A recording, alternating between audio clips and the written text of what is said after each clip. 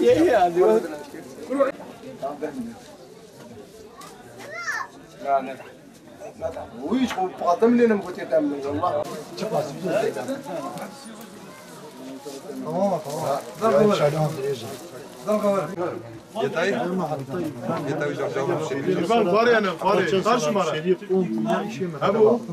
Bu ilki bayram diğer bayramlara nazaran biraz daha hasılatımız daha azdır.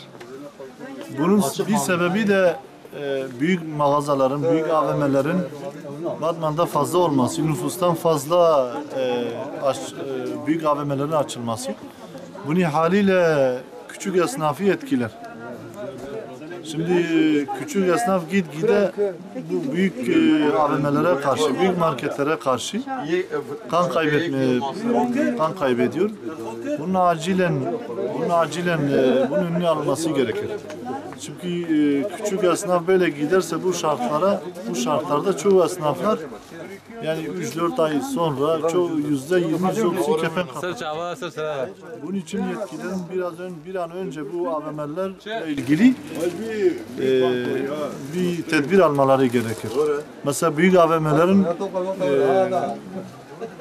biraz daha bunlara karşı bazı yasaların çıkartması gerekir ki küçük esnafların ayakta kalması gerekiyor.